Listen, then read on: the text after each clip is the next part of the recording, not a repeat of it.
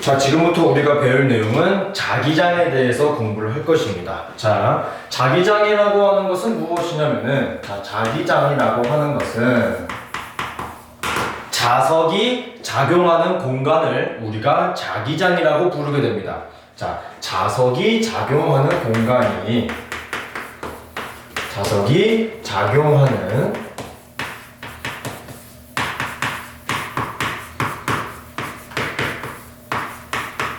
우리가 자기장이라고 부르게 됩니다. 근데 이 자기장이라고 하는 것은 우리가 반드시 기억해야 될 게 크게 두 가지 정도 존재를 하고 있어요. 뭐냐면은 첫 번째, 방향과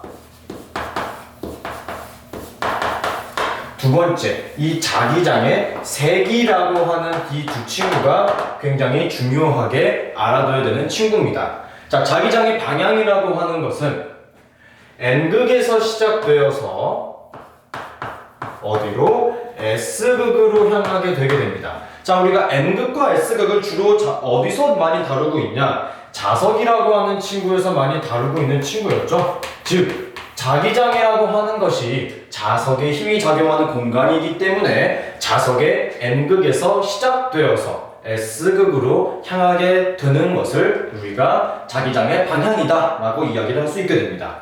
그리고 자기장의 색이라고 하는 것은, 자, 오른쪽을 N극이라고 한번 해볼게요.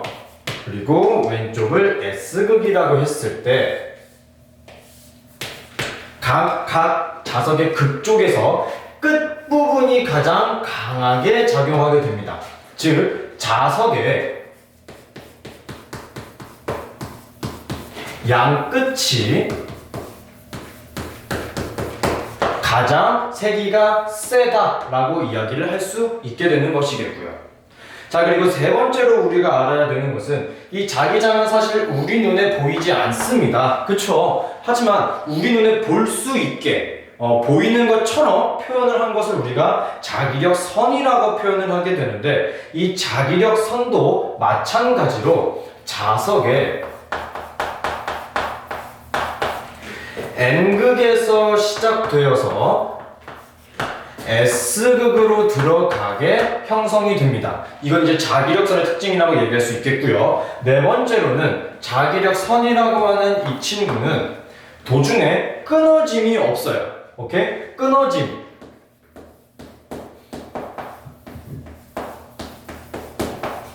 혹은 교차, 다른 자기력선과 교차하지 않습니다. 이 특징도 굉장히 중요하기 때문에 꼭 알아두셨으면 좋겠고요. 우리가 두 번째에서 얘기했던 세기를 자기력선으로 표시를 할 때는 어떻게 이야기를 하게 되느냐, 얼마나 촘촘하게 형성이 되어 있는지를 판단을 하게 됩니다. 즉, 자기력선이 촘촘할수록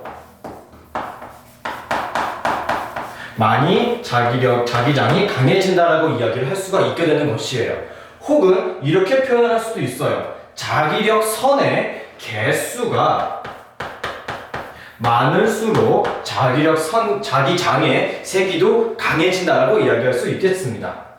자, 그 다음으로 알아둬야 되는 내용은 실제로 막대 자석에서 자기장이 어떻게 형성되는지를 한번 공부를 해보도록 할게요. 막대 자석에서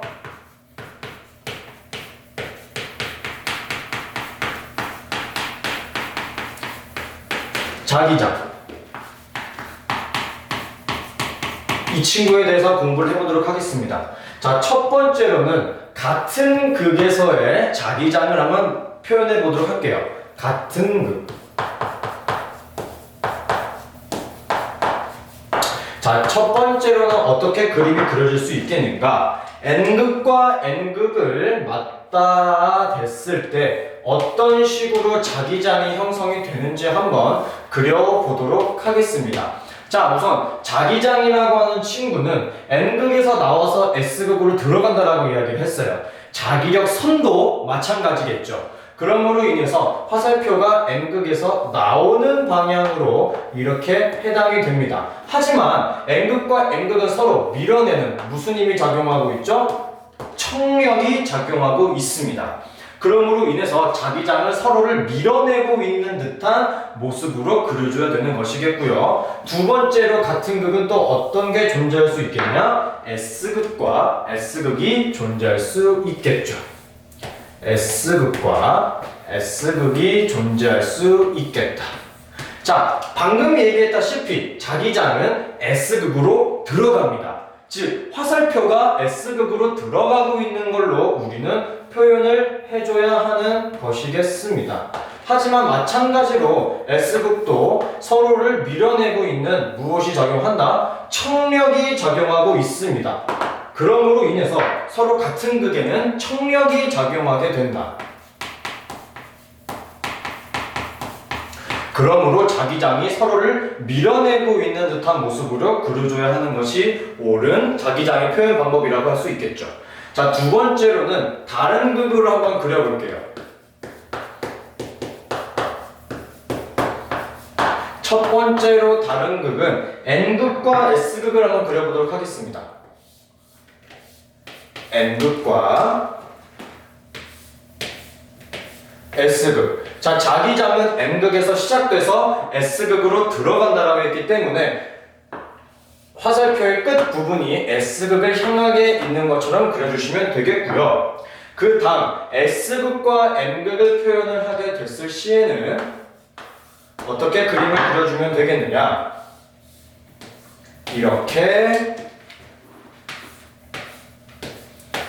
이렇게 표현이 되어 있을 때는 마찬가지로 N극에서 S극으로 들어가는 듯한 자기장의 모습을 그려주시면 되겠습니다.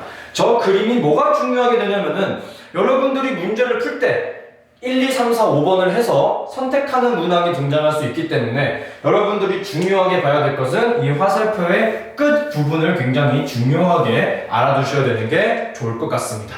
자, 다음으로 넘어가 보자면 진짜 이제부터 시험 문제 굉장히 자주 나오고 어렵게 등장할 만한 친구들에 대해서 공부를 해볼게요.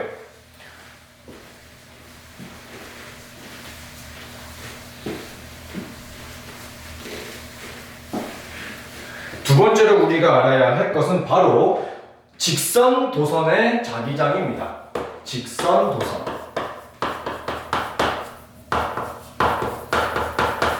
자, 직선 도선에 흐르는 자기장 혹은 전류의 방향 같은 경우에 대해서는 우리가 엄지손가락을 이렇게 치켜 세운 모습으로 표현을 할 수가 있어요. 근데 우리가 알아야 할 것은 자기장의 방향과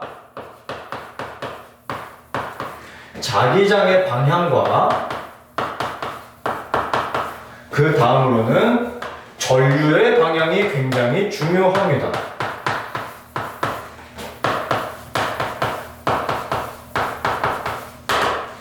자, 자기장의 방향은 이렇게 오른손으로 엄지손가락을 만들었을 때 내 손가락의 방향이 자기장의 방향이 됩니다. 그리고 전류의 방향은 오른손에서 엄지손가락이 해당되는 내용이 될 것이고요. 자, 시험 문제에 대해서는 어떤 식으로 등장하는지 예제 1번을 통하여 우리가 한번 공부를 해보도록 하겠습니다. 자, 예제 1번에서는 어떤 식의 그림이 그려지게 되느냐? 도선이 이렇게 있어요. 도선이 이렇게 있고 마찬가지로 이번에는 나침반이 도선 아래쪽에 깔려있는 듯한 모습으로 그려지게 됩니다. 그러면 이 동그라미들을 안에서 지워줘야 되겠죠? 이렇게 되어 있을 때 자기 전류가 아래에서 위쪽으로 해당되는 것처럼 그려진다면은 좀 앞으로 설명을 해보자면 전류가 이렇게 있어요. 이것보다는 이런 식으로 이 끝 뾰족한 부분을 전류의 방향이라고 이야기를 했을 때 나침반이 도선 아래쪽에 깔리게 됐을 때 현재 제 손가락이 왼쪽 부분을 가리키고 있다 라고 표현할 수 있겠죠. 그러므로 인해서 나침반의 N극이 자기장의 방향을 그대로 따라간다라고 보시면 되겠습니다.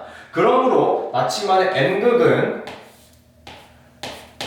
내 손가락의 방향인 왼쪽을 따라가게 될 것이다. 이렇게 그림을 그릴 수 있겠고 마찬가지로 이번에는 나침반이 위쪽으로 올라갔다면 위쪽으로 올라갔다면 어떤 식의 모양이 그려지겠느냐, 이 부분이 굉장히 중요할 텐데 또 똑같이 가겠습니다. 이 뾰족한 부분이 전류의 방향이라고 했을 때 손가락을 아래가 아닌 위쪽으로 올리게 되는 거겠죠. 위쪽으로 올리게 되면 현재 제 네 손가락이 오른쪽 방향을 가리키고 있습니다. 그러므로 인해서 나침반의 N극 방향은 마찬가지로 전류가 이렇게 위쪽으로 흐를 때 나침반의 N극 방향은 아까 보여드렸던 네 손가락의 방향인 오른쪽을 가리키게 된다 라고 보시면 되겠습니다.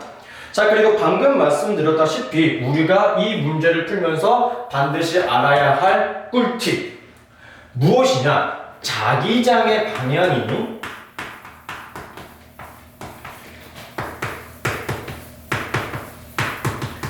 뭐랑 일치한다고 볼 수 있겠어요? 나침반의 N극의 방향과 일치한다 이라고 우리는 결론을 지을 수 있겠죠.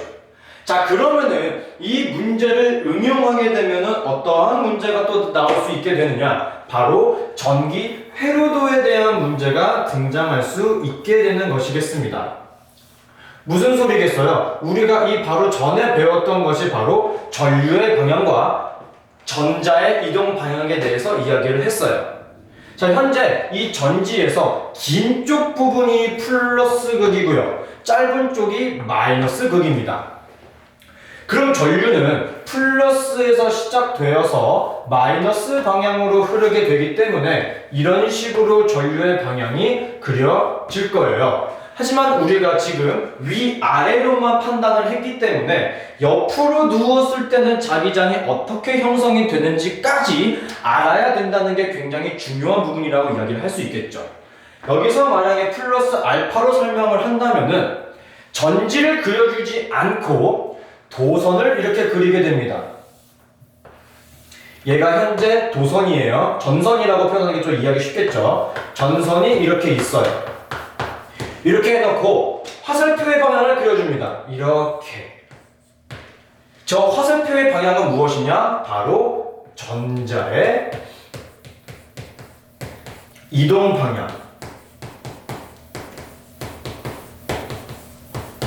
자, 전자의 이동 방향이 왼쪽에서 오른쪽으로 이동하고 있다면은 전류의 방향은 그와 반대로 오른쪽에서 왼쪽으로 반대로 흐른다라고 이야기할 수 있겠죠. 즉, 파란색이 전자의 이동 방향이 되었다면 빨간색으로 표시한 것은 전류의 이동 방향이다라고 우리는 이야기를 할 수 있어야 됩니다.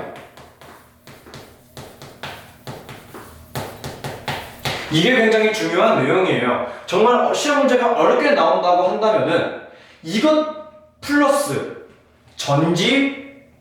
전지가 포함되어 있는 전기 회로도 문제 혹은 전자의 이동 방향을 주고 전류의 이동 방향까지 파악을 한 후에 나침반의 방향까지 파악을 해야 하는 그런 문제가 등장할 수 있게 된다는 게 직선 도선에서 가장 어렵게 나오는 시험 문제라고 할 수 있겠죠. 자, 그 다음으로 한번 넘어가 보도록 하겠습니다.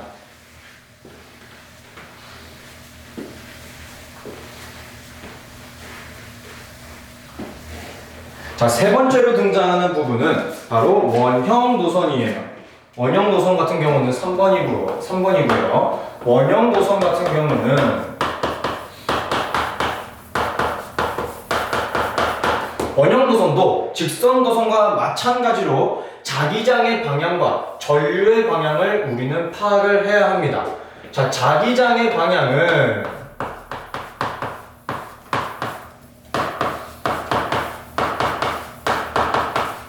마찬가지로 오른손 엄지손가락을 딱 이렇게 치켜 올리고 나머지는 휘어 감았을 때 내 손가락의 방향이 자기장의 방향이 됩니다.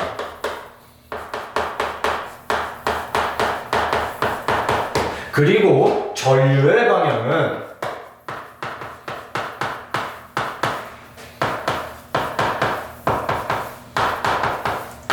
엄지손가락의 방향이 전류의 방향이다라고 우리는 이야기를 할 수 있습니다. 아시겠나요? 자, 그러면은 이 원형 노선에서 전류의 방향과 자기장의 방향을 어떻게 파악을 해야 하는 것이냐? 반원을 2개 그려줍니다. 이 조금 오른쪽으로 넘겨서 반원을 2개를 그려줍니다. 그리고 이 반원 끝 부분에 동그라미를 2개 이렇게 그려줘요.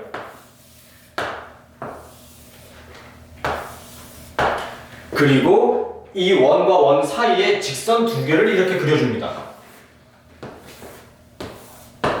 자, 전류의 방향을 왼쪽에서 오른쪽과 오른쪽에서 왼쪽으로 한번 표현을 해보도록 할까요? 첫 번째는 왼쪽에서 오른쪽으로 전류가 흐르게 될 것이고, 밑에 있는 거는 그와 반대로 전류가 흘렀을 때 어떤 식으로 자기장이 형성되는지 한번 보겠습니다. 자, 현재 엄지손가락이 전류의 방향이라고 그랬죠. 엄지손가락이 오른쪽을 향해 있습니다.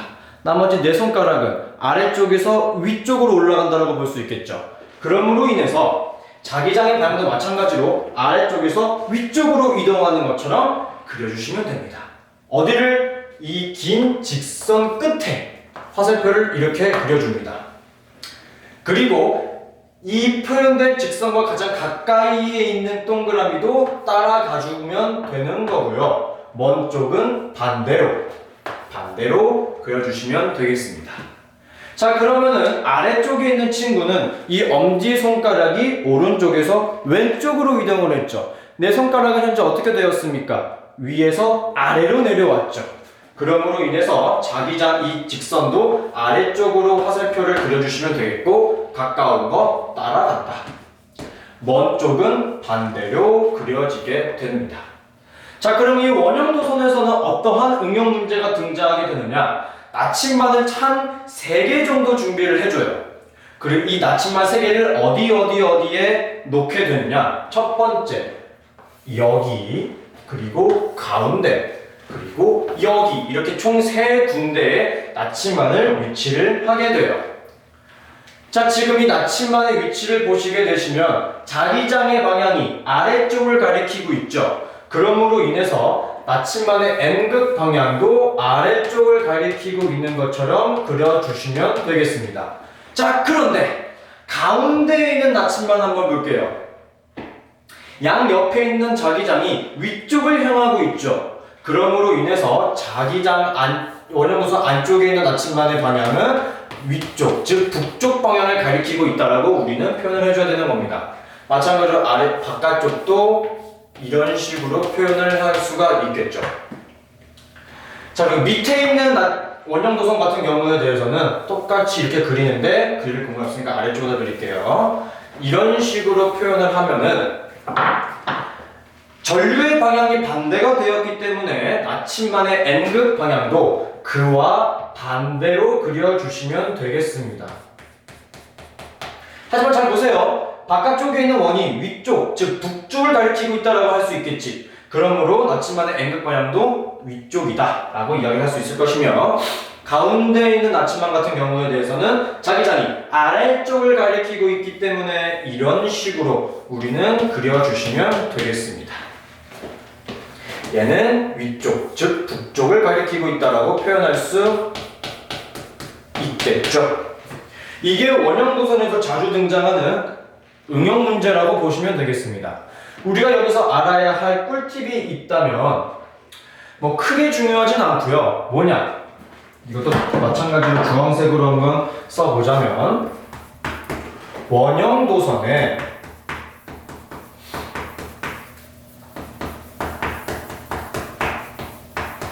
안쪽과 밖은 뭐가 다릅니까? 자기장의 방향이 다르다. 자기장의 방향이 다르다 라고 표현할 수 있겠죠. 이게 원형 도선에서 문제를 잘 풀 수 있는 꿀팁이다 라고 저는 말씀을 드리고 싶네요. 그리고 이 그림을 직접 한번 그려보시는 게 굉장히 중요합니다. 그러니까 시간이 날 때 꼭 한번 그려보시는 게 중요하겠고, 그 다음으로 넘어가 보자면은 코일이라고 하는 친구가 등장을 해요. 솔레노이드 코일이라는 풀네임이 존재하고 시험 문제에서는 코일 혹은 솔레노이드 코일 둘 다 사용하고 있기 때문에 우리는 둘 다 기억을 해줄 필요가 있겠습니다. 다음으로 한번 넘어가 볼게요. 네 번째는 코일이에요. 자, 이 코일 문제가 어려운 이유가 무엇이냐? 우리는 지금까지 원형 도선과 직선 도선을 풀면서 오른손, 엄지손가락이 전류의 방향, 내 손가락이 자기장의 방향이었어. 하지만 코일부터는 그 내용이 조금 달라지게 됩니다. 코일에서 자기장의 방향은 기존과 달라지게 엄지손가락이 자기장의 방향입니다. 어디? 엄지손가락.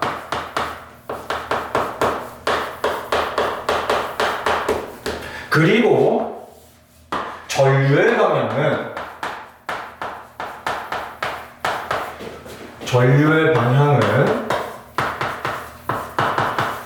기존과 반대로 내 손가락이 전류의 방향이 될 것이고요.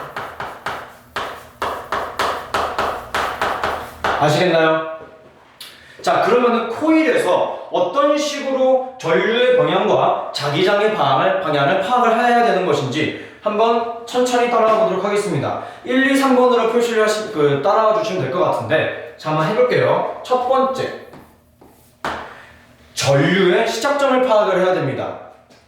무슨 뜻이냐? 대부분 시험 문제에서 자기장의 방향을 물어보는 문제가 조금 더 많아요. 전류의 방향을 물어보는 문제는 많이 등장하지 않기 때문에 주로 우리에게 주어진 문항은 바로 전류의 방향을 주어진 상태에서 자기장의 방향을 구하는 문제가 더 많이 등장할 거예요. 그러므로 인해서 우리는 전류의 시작점을 파악을 해야 합니다. 전류의 시작점을 파악해야 한다. 자, 그 다음은 무엇을 해야 하는 것이냐? 이 흐르게 된 전류가 코일에 뒤에서 앞으로 오는지, 앞에서 뒤로 이동하는지가 가장 중요한 키포인트라고 말씀드릴 수 있을 것 같네요. 전류가 뒤에서 앞으로 이동을 하는지 혹은 앞에서 뒤로 이동을 하는지가 가장 중요한 문제가 관건이 되겠습니다. 여러분들 문제를 풀 때 이것만 파악할 수 있어도 코일 문제는 80% 이상 해결이 되었다라고 말씀을 드릴 수 있을 것 같아요. 오케이? 자, 그리고 세 번째, 전류가 뒤에서 앞인지 앞에서 뒤인지가 파악이 되었다면 자기장을 직접 문제에다가 그려주세요. 자기장 그리기.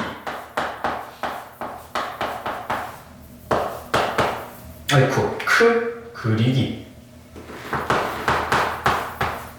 이게 솔레노이드 코일에 대한 문제를 푸는 꿀팁이라고 제가 말씀드릴 수 있겠습니다.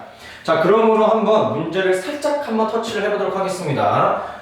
자, 한번 볼게요. 만약에 코일이 이렇게 위치를 하고 있어요. 좀 그림 그리는 게 조금 애매하기 때문에 이렇게 보자면 이 코일은 현재 뒤에서 앞으로 전류가 흐르고 있다라고 이야기를 한번 해볼게요. 자, 그러면 가까이 와서 보여줄게. 뒤에서 앞으로 넘어온다라고 생각을 하게 되면은 엄지손가락이 지금 오른쪽을 가리키고 있죠. 그러므로 인해서 자기장은 오른쪽 방향으로 이동한다라고 보시면 되겠습니다. 자, 이렇게 되면 80%는 완성이야. 그럼 20%는 우리가 어디서 해결을 해야 하느냐? 자, 우리가 자기력선의 특징에서 세 번째 특징이 굉장히 아까 1, 2, 3번 썼던 것 중에서 네 번째 특징이 굉장히 중요합니다. 뭐냐? 자기장이라고 하는 것은 중간에 끊어지거나 교차하지 않아요. 그러므로 인해서 이 자기장이 그대로 삥 돌아서 다시 뒤쪽으로 오게 됩니다. 위에 있는 자기장도 마찬가지겠죠. 여기서 알 수 있는 사실은 무엇이냐? 코일의 안쪽과, 이게 안쪽이라고 표현할게요. 바깥쪽 혹은 아래쪽 혹은 위쪽에서 나침반의 N극이 가리키는 방향이 모두 다르다는 것이겠죠. 볼게요. 아래쪽이라고 한다면 가장 가까운 영향을 받고 있는 자기장이 왼쪽을 가리키고 있기 때문에 나침반의 N극도 왼쪽을 가리키고 있다라고 우리는 이야기할 수 있겠습니다. 하지만 코일의 안쪽에 있는 자기장 같은 경우에 대해서는 오른쪽을 향하고 있죠. 그러므로 인해서 나침반의 N극도 오른쪽 방향이라고 우리는 이야기를 해줘야 되는 겁니다. 코일의 위쪽도 마찬가지겠죠? 지금 현재 자기장의 방향이 왼쪽을 향하고 있기 때문에 나침반의 N극도 왼쪽을 향하고 있다라고 우리는 그려줄 수 있겠죠. 자, 다음 거 한번 그려보자면은 이렇게 코일을 그려놓고 이 친구는 앞에서 뒤로 이동한다라고 이야기를 한번 해보도록 하겠습니다. 자, 그럼 가까이 와서 앞에서 뒤로 이동을 한다. 앞에서 뒤로 이동을 한다라고 한다면은 자기장이 현재 어디서 어디로 왼쪽에서 오른쪽에서 왼쪽으로 지금 이동을 하고 있다라고 할 수 있겠죠. 그치? 그리고 마찬가지로 삥 돌아간다. 이렇게 볼 수 있는 겁니다. 그러면 각각의 위치가 전부 다 반대로 그려지게 두시면 되겠죠. 얘는 아래다 그릴게요. 헷갈릴 수 있으니까. 그럼으로 인해서 나침반의 N극이 여기서는 오른쪽, 안쪽에서는 왼쪽, 여기서도 다시 오른쪽을 향하게 우리는 그려줄 수 있게 되는 겁니다. 이게 코일에서 가장 어려운 문제일 거예요. 오케이? 자, 전류의 시작점이 중요한 이유가 무엇이냐? 대부분의 코일 같은 경우에 대해서는 만약에 왼쪽 부분이 이것도 별표 쳐놓고 문제 한번 풀어볼게요. 만약에 코일의 왼쪽에서 시작을 하였다면은 왼쪽 시작 했다면은 지금 여기서 왼쪽에서 시작을 하여가지고 뒤로 들어갔죠? 그쵸? 그러므로 얘는 전류의 시작점이 이쪽이라고 볼 수 있을 것이고 얘는 현재 지금 이렇게 넘어와서 앞으로 넘어왔기 때문에 얘의 전류의 시작점은 오른쪽이라고 할 수 있겠지. 즉 같은 코일이더라도 전류의 시작점이 왼쪽인지 오른쪽인지에 따라서 전류가 뒤에서 앞으로 흐르는지 앞에서 뒤로 흐르는지가 달라지게 돼요. 오케이? 그러므로 이걸 말을 조금 더 바꿔주자면 이렇게 표현할 수 있겠죠. 전류의 시작점이 달라진다면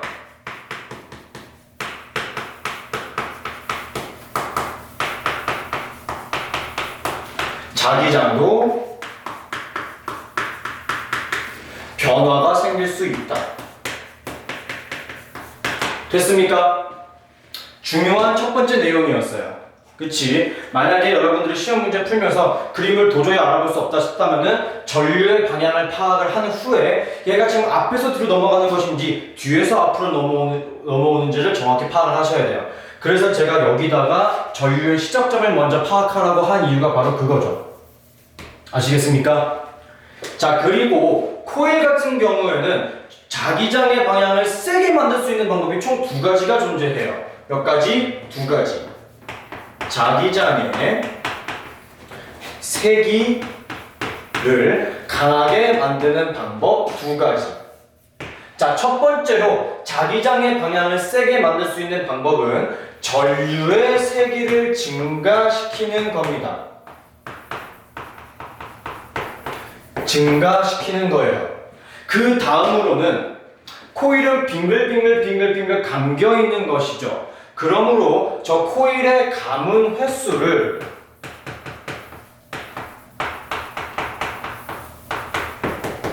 증가시키는 겁니다.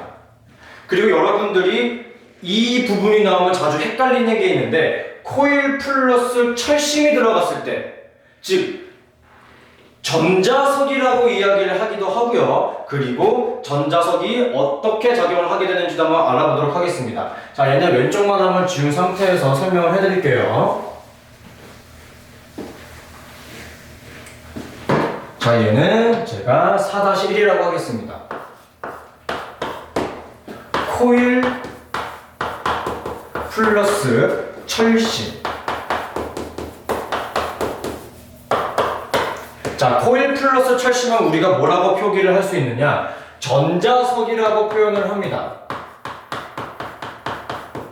전자석. 자, 이 전자석의 특징을 제가 몇 가지 한번 적어볼게요. 자, 이 전자석은, 자, 우리가 흔히 알고 있는 막대자석 같은 경우 한번 보겠습니다. 그 친구는 낮이든 밤이든 내일이든 모레든 그저께든 일주일 전이든 계속해서 자석의 힘을 가지고 있어요. 맞죠? 하지만 전자석 같은 경우에 대해서는 전류가 흐를 때만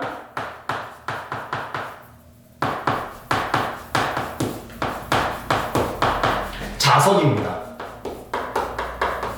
아시겠나요? 전류가 흐를 때만 자석의 성질을 가지고 있어요.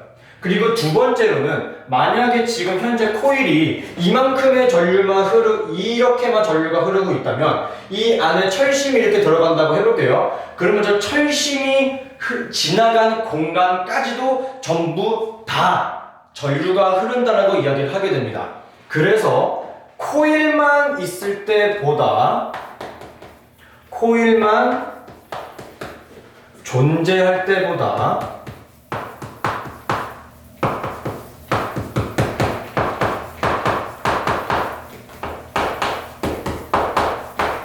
자기장의 세기가 굉장히 강해지게 된다는 게 중요하게 알아둬야 되는 특징입니다. 아시겠나요? 자, 여기까지 필기할 내용이 있었으면 다 필기해 주셨으면 좋겠습니다. 자, 그 다음으로 한번 넘어가 보도록 할게요. 자기장에서 전류가 받는 힘에 대해서 한번 공부를 하도록 할게요.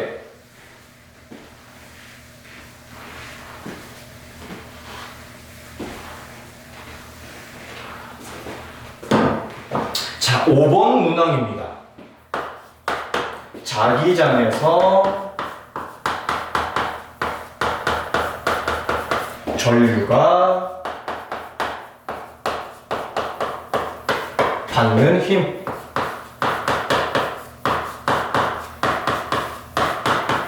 자, 이 자기장에서 전류가 받는 힘 같은 경우는 우리가 지금까지 배웠던 엄지손가락을 축 펴서 이 모양이, 이 손 모양이 아니라 내 손가락을 다 쭉 펴야 돼요. 이게 가장 어려운 거예요. 이미 우리가 직선도선, 원형도선, 코일을 배우게 되면서 뭐 어떨 때는 엄지손가락이 전류를 따라가, 내 손가락이 전류를 따라가, 뭐 전류를 했다가 막 이것도 복잡해 죽겠는데 갑자기 자기장에서 전류가 받는 힘 같은 경우에 대해서는 전류와 자기장을 파악하는 손의 모양이 쭉 펴지게 된 모양으로 바뀌게 돼요. 그래서 여러분들이 어려움을 느끼는 거라고 저는 생각이 듭니다. 하지만 차근차근 따라와 주시면 될 것 같아요. 첫 번째, 자기장의 방향은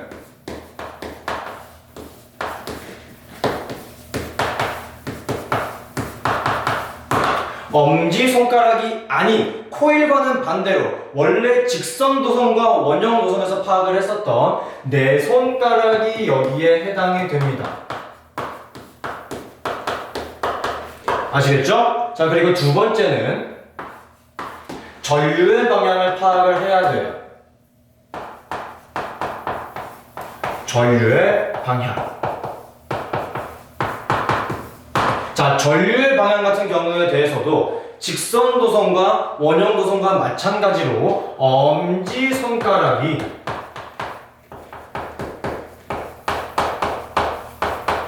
여기에 해당되게 됩니다. 그리고 세 번째, 이 자기장에서 전류가 받는 무엇이라 했어요? 힘이라고 표현했죠. 즉 우리가 알아야 할 것은 한 가지가 더 추가가 되었다. 무엇을 더 알아야 한다? 바로 힘의 방향에 대해서도 우리는 파악을 하고 있어야 되는 겁니다. 이 힘의 방향은 어디에 해당이 되는 것이냐? 바로 손바닥에 해당이 됩니다. 아시겠나요? 좋아요. 자, 그 다음으로 넘어가 보자면은, 자, 우리가 지금까지 직선도선, 원형도선, 코일에서는 전류의 방향을 주어진 상태에서 자기장을 구했어.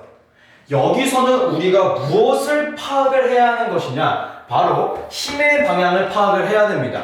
그러려면 우리에게 주어진 조건은 총 몇 가지가 되어야 되느냐? 총 2가지가 주어져요.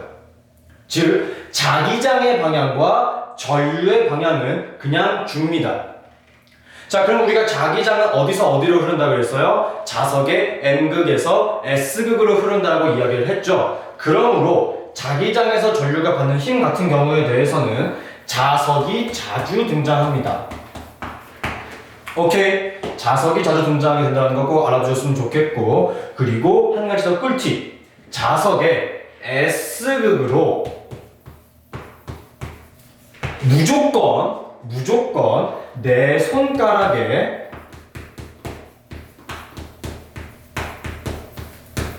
손톱이 향하면 됩니다. 꼭 중요한 사실이기 때문에 기억해주세요. 제발 기억해주세요. 자, 한번 어떻게 응용되는지 한번 보겠습니다. 받는 힘 이용이라고 할게요. 6번으로 표기를 했고요. 자기장에서 전류가 받는 힘을 우리가 한번 이용해 보겠습니다. 어떻게 되는지 한번 보겠어요. 자, 왼쪽을 우리가 N극이라고 하겠습니다.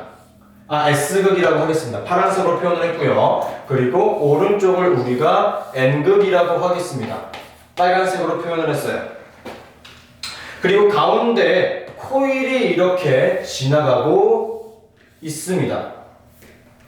지나가고 있어요.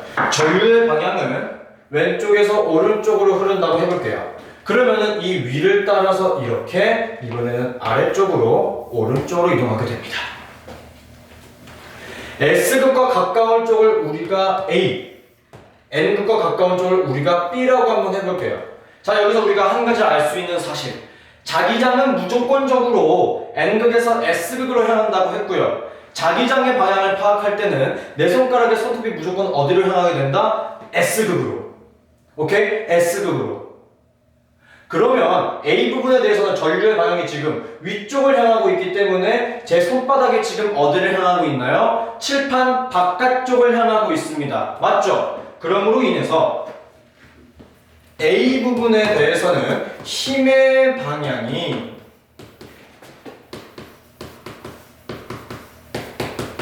칠판에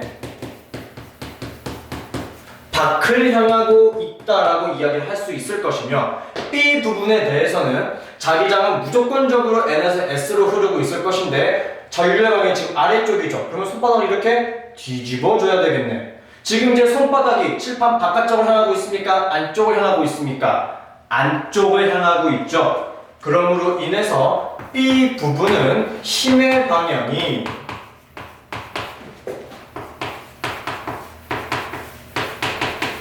칠판의 안쪽을 향하고 있다라고 볼 수 있어요. 그러므로 B는 안쪽, A는 바깥쪽. 그렇게 되면 지금 방향이 이런 식으로 표현이 되겠죠. 즉 A 부분에 대해서 이 화살표가 힘의 방향이 될 수도 있겠고, 이 화살표가 힘의 방향이 될 수도 있겠죠. 그러므로 이 친구들은 이렇게 회전을 할 것입니다. 즉 시계 방향으로 돌아간다라고 우리는 이야기를 할 수 있겠죠. 그래서 이 자기장에서 전류가 받는 힘은 현재 시계 방향으로 회전을 하게 된다. 아시겠습니까? 어렵죠? 많이 어려울 거예요. 차근차근 보시면 돼요. 즉 이게 이렇게 돌아가는지 반대로 이렇게 돌아가는지만 파악을 할 수 있으면 이 안에 들어있는 코일이 회전하는 방향을 정확히 파악할 수 있습니다. 오케이? 자, 그 다음은 전류와 자기장이 받는 힘의 크기에 대해서 한번 비교를 해볼게요. 힘의 크기입니다. 힘의 크기. 어떻게 되는지 한번 볼게요. 7번 힘의 크기. 첫 번째는 자기장과 전류가 수직일 때, 뭐랑 뭐가? 자기장과 전류가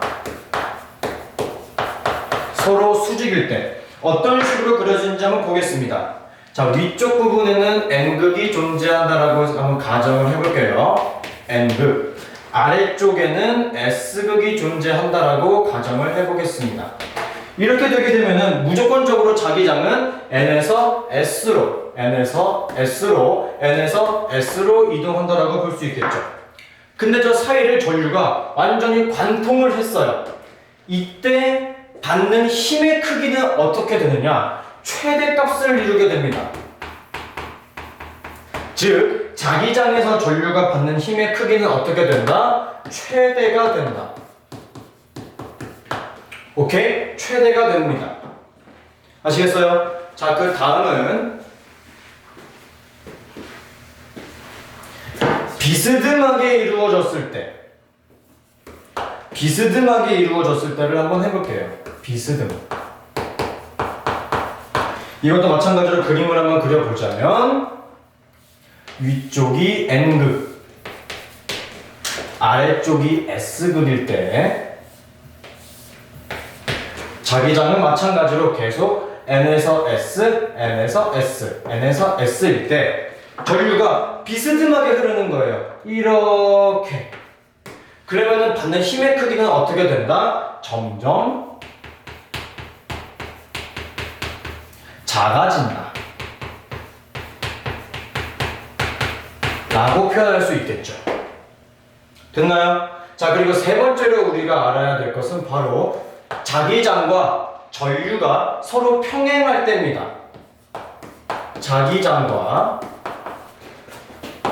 전류가 서로 평행할 때는 어떤 식으로 받는 힘이 구성이 되는지 한번 볼게요. 마찬가지로 위쪽에다가 N극을 놓겠습니다.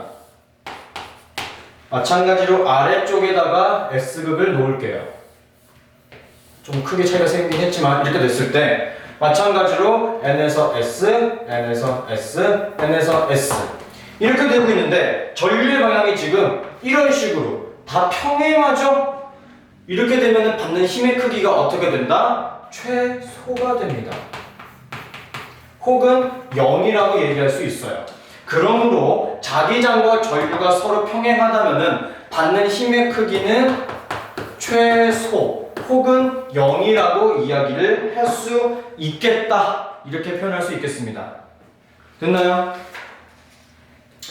됐죠? 자, 그 다음은 그림으로 표현을 한번 해보도록 하겠습니다. 다음 거 한번 넘어가 볼게요.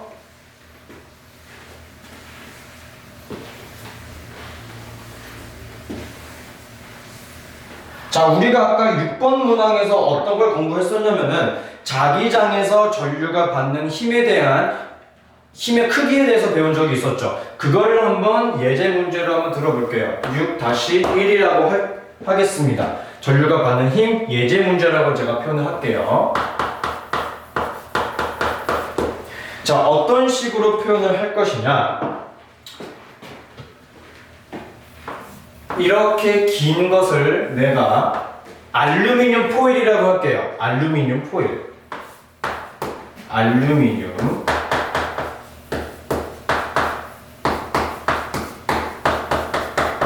포일.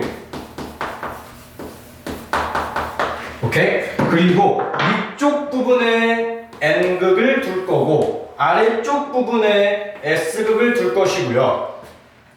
왼쪽 부분을 전지의 플러스극, 오른쪽 부분을 전지의 마이너스극으로 둘게요. 자, 그럼 어떻게 되겠느냐? 자기장은 N에서 S로 계속 이렇게 흐르고 있을 것이고 전류의 방향은 플러스에서 마이너스로 흐르기 때문에 손의 모양은 이런 식으로 흐른다라고 볼 수 있겠죠. 그쵸? 지금 손의 모양이 이렇게 되고 있다라고 표현할 수 있겠지? 이런 식으로. 자, 그러면 지금 제 손바닥이 어디를 향하고 있습니까? 칠판 안쪽을 향하고 있죠. 즉 알루미늄 포일은 어디로 움직이게 된다? 칠판 안쪽으로 움직이게 될 것이다.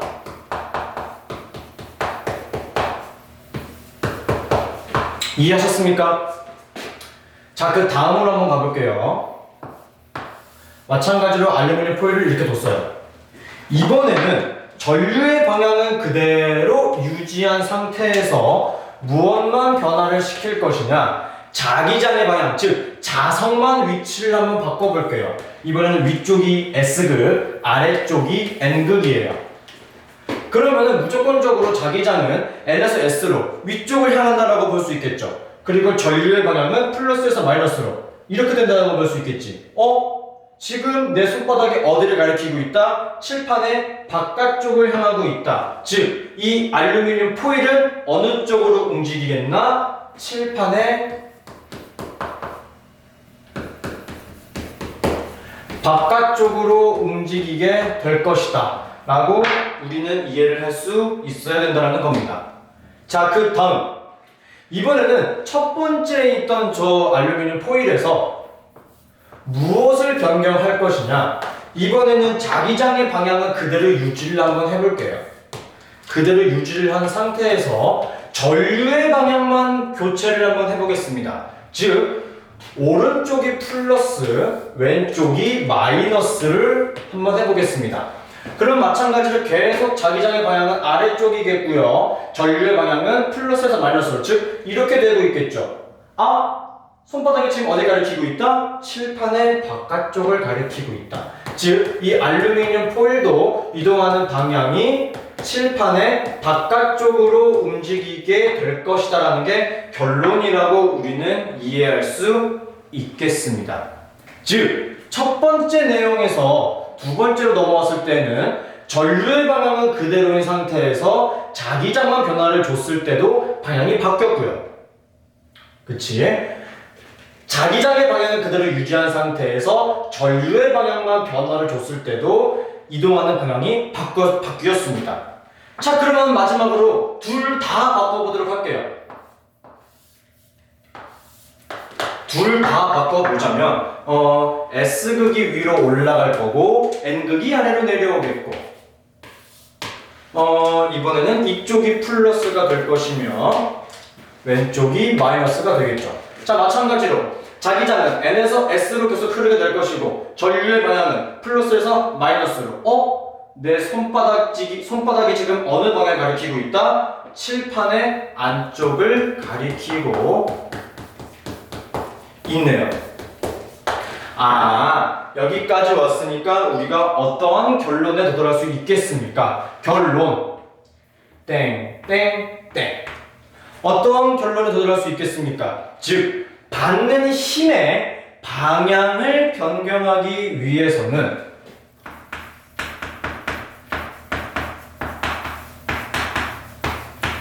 받는 힘의 방향을 변경하는 방법은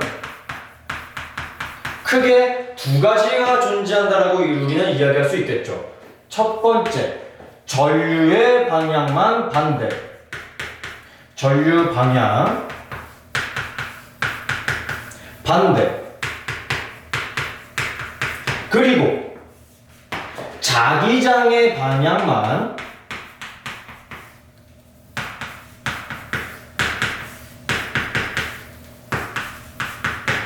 반대로 바꿔야지만 받는 힘의 방향이 변경이 될 수 있겠다라는 겁니다. 그렇다면 또 만약에 이번에는 파란색으로 한번 써보자. 만약에 자기장과 전류의 방향을 모두 바꿨다면 모두 변경.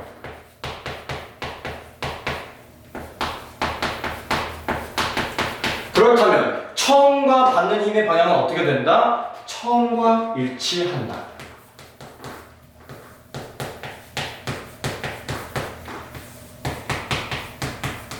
이게 우리가 알아야 되는 부분 중에 하나가 되겠습니다. 이해하셨나요? 됐나요? 이게 이제 예제 1번 문제라고 볼 수 있을 것 같아요. 근데 여러분들이 시험 문제를 풀 때는 이렇게 2D처럼 문제를 풀지 않고 3D로 입체적으로 표현을 해야 됩니다. 그래서 조금 어려울 수는 있어요. 그러므로 문제 반복이 굉장히 많이 필요한 것 중에 하나야. 문제 많이 풀어봐야 돼, 여기. 자, 다음으로 한번 넘어가 볼게요.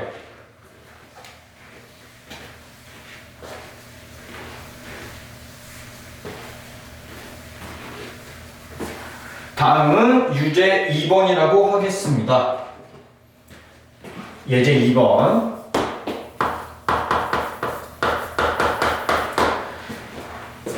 도선 근해와 도선 근해의 이동 방향에 대해서 공부를 한번 해보겠습니다. 이거는 제가 입체적으로 한번 그려볼게요.